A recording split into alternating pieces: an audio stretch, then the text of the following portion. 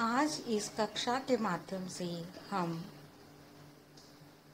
छायावादी कवि जयशंकर प्रसाद की प्रसिद्ध कविता ले चल वहाँ बुलावा देकर को व्याख्या के माध्यम से समझने का प्रयास करेंगे। ले चल वहाँ बुलावा देकर कविता जयशंकर प्रसाद की प्रसिद्ध रचना लहर में सम्मिलित एक छोटी सी कविता है।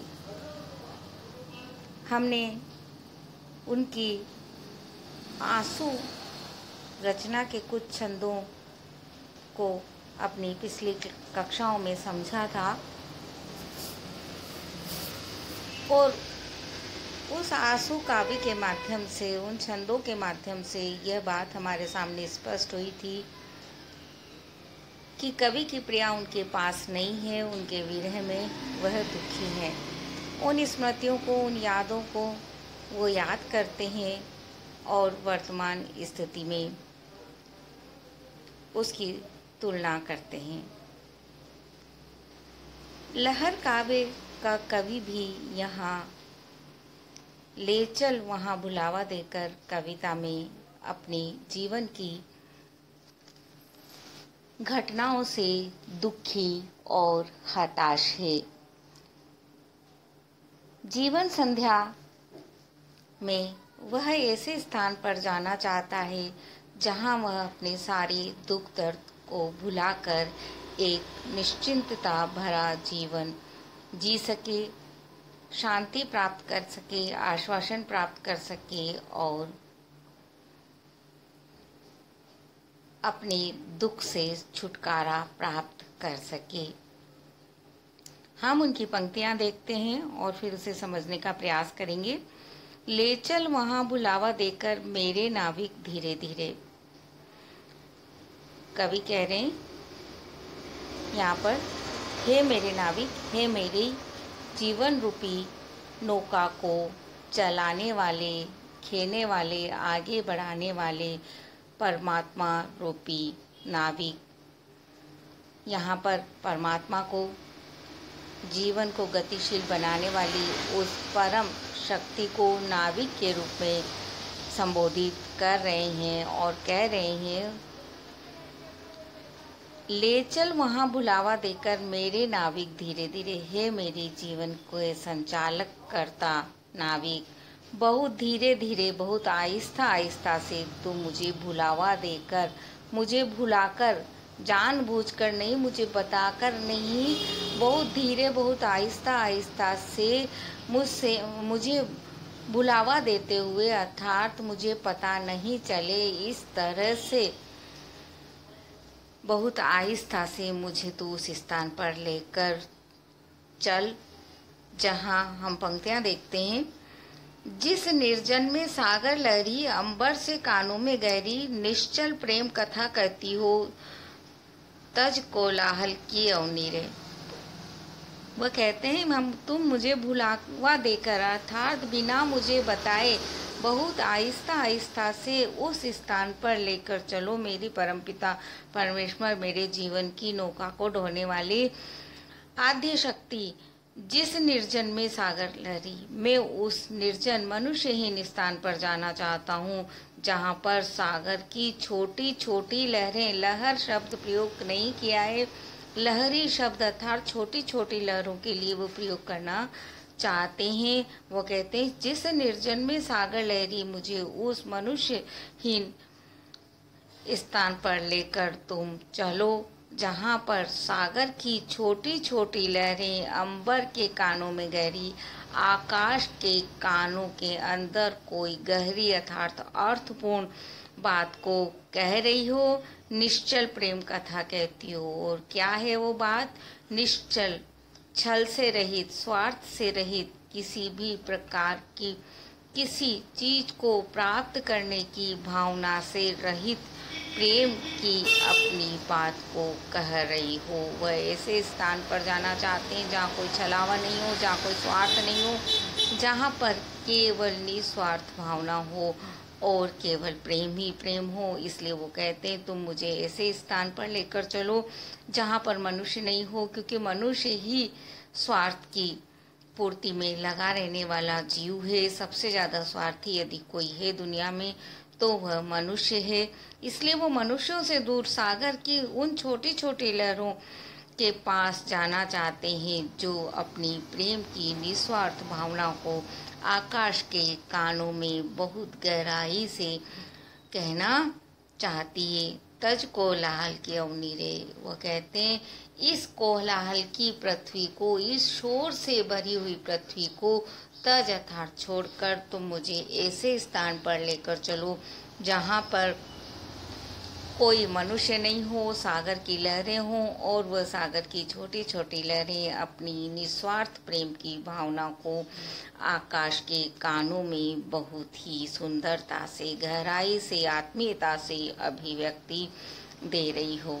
आगे कवि के कथन है, जहाँ सांझ सी जीवन छाया डाले अपनी कोमल काया, नील नयन से ढुलकाती हो ताराओं की पात घनी रे। आगे वो कवि कह रहे हैं और ऐसे स्थान पर जाना चाहते हैं। वो कहते हैं जहाँ सांझ सी जीवन छाया, जैसे संध्या समय व्यक्ति थका हुआ होता है, उसके शरीर में वो स्फूर्ति नहीं होती है, थकान के कारण शरीर ढीला सा हो जाता है, निर्बल हो जाता है।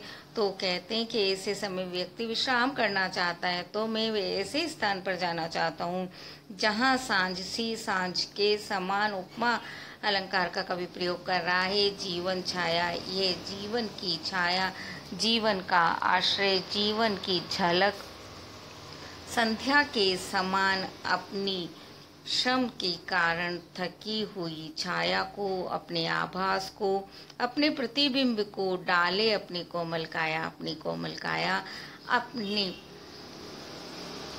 कोमल सी काया को अपनी सजीवता से भरी हुई इस शरीर को संध्या के समय जैसे व्यक्ति आराम की स्थिति में आकर और अपने आप को विश्राम की स्थिति में ले आता है, उसी तरह से मुझे ऐसे स्थान पर लेकर चलो जहाँ पर मेरे इस जीवन संध्या पर मुझे दुख से शांति प्राप्त हो सके। नील नयन से ढुलकाती हो ताराओं की पात घनी रे, वह ऐसे स्थान पर जाना चाहते हो। कहते हैं नील नयन से ढुलकाती हो, नील नेत्रों से, नीले आकाश रूपी नेत्रों से जहाँ पर ढुलका रही हो, अर्थात गिरा नहीं रही हो एकदम से। जैसे धक्का मारकर किसी चीज को गिरा दिया जाता है तो वो सारी चीज एक साथ गिरती है और उसे हम कहते हैं ढुलकाना।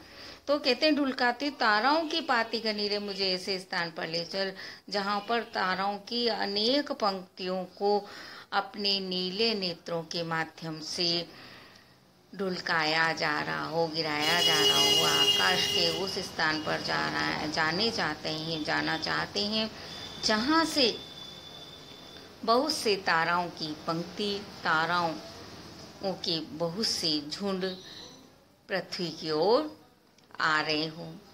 जिस गंभीर मधुर छाया में विश्व चित्रपट चल माया में विभूता विभूषी पड़े दिखाई, सुख दुख वाली सत्य बनी रे। आगे कवि कहते हैं कि तुम मुझे उस स्थान पर लेकर चलो जिस गंभीर मधुर छाया में, जो छाया के समान प्रतिबिंब के रूप में हो, पर वो प्रतिबिंब कैसा हो, मधुर हो, अत्यधिक अच्छा लगने वाला और गंभीरता को धारण करने वाला, अपने अंदर विचारों को लिए हुए हो, ऐसे विश्व चित्रपट चल माया में। वह कहते हैं यह विश्व चित्रपट चित्र के समान, जैसे कोई चित्र पर्दे पर, पट मतलब पर्दे पर चलता हुआ दिखलाई देता है। जैसे हम पिक्चर देखते हैं तो उसके अंदर चित्र चलते हुए दिखाई देते हैं, वैसे ही यह संसार भी एक पिक्चर है और उसमें हम सब लोग चलते हुए दिखाई दे रहे हैं। तो कहते हैं विश्व चित्रपट चल माया में, इस संसार में विद्यमान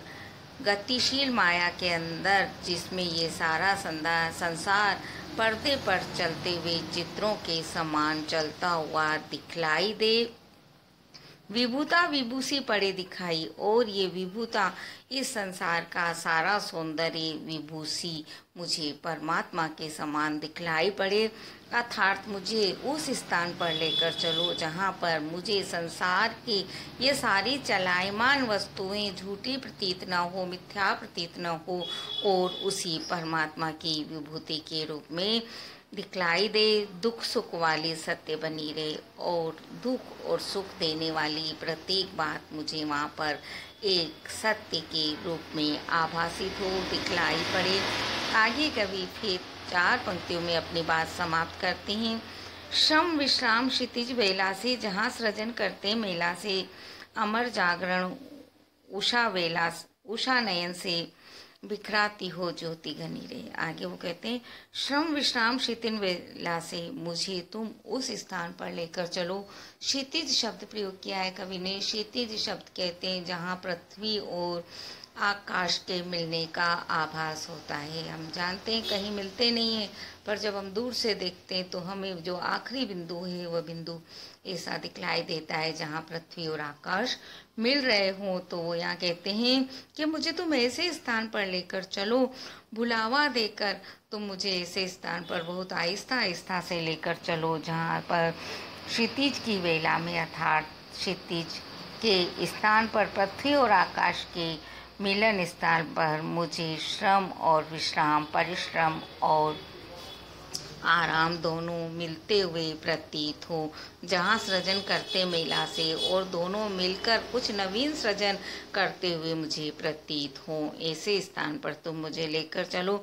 अमर जागरण उषा नयन से वो कहते हैं, जैसे प्रातःकाल, उषा कहते हैं प्रातःकाल के समय को, नयन खुलते हैं तो व्यक्ति को ऐसा लगता है जैसे उसे एक नया दिन मिला है और वह अमर हो गया है। रात को सोया था, क्या स्थिति थी, रात को उसे कुछ ध्यान नहीं रहता है। एक क्षणिक मृत्यु, छोटी मृत्यु के रूप में होती है रात्रि विश्राम हमारा, जिसमें हम सो जाते हैं और हमें कुछ पता नहीं होता है। तो वो कहते हैं अमर जागरण उषा नयन से, जैसे उषा काल में नेत्र खुलने पर हमें ऐसा लगता है कि हम शाश्वत हैं और हम जीवित हैं, वैसा ही मुझे एक शाश्वत जागरण प्रतीत हो, बिखराती हो ज्योति घनी रे। और जहाँ मुझे शाश्वत जागरण का, शाश्वत होने का आभास देने वाली घनी अत्यधिक ज्योति बिखराती हुई, बिखरी हुई प्रतीत हो, ऐसे उस स्थान पर मुझे तुम लेकर चलो जहाँ मुझे ये संसार एक सत्य के रूप में, उस ईश्वर की विभूति के रूप में, सुख और दुख दोनों मिलकर नवीन सृजन करने वाली शक्ति के रूप में दिखलाई दे। कवि यहाँ मनुष्यों से युक्त इस दुनिया से अघा गया है, ऊब गया है, परेशान है और इस निस्वार्थ दुनिया से दूर प्रकृति की गोद में जाकर शांति प्राप्त करना चाहता है। प्राकृतिक उपादानों के माध्यम से अपनी बात को सशक्त शब्दों में अभिव्यक्त करना छायावाद की बहुत महत्वपूर्ण विशेषता है, जो इसमें बहुत अच्छी तरह अभिव्यक्त हुई है।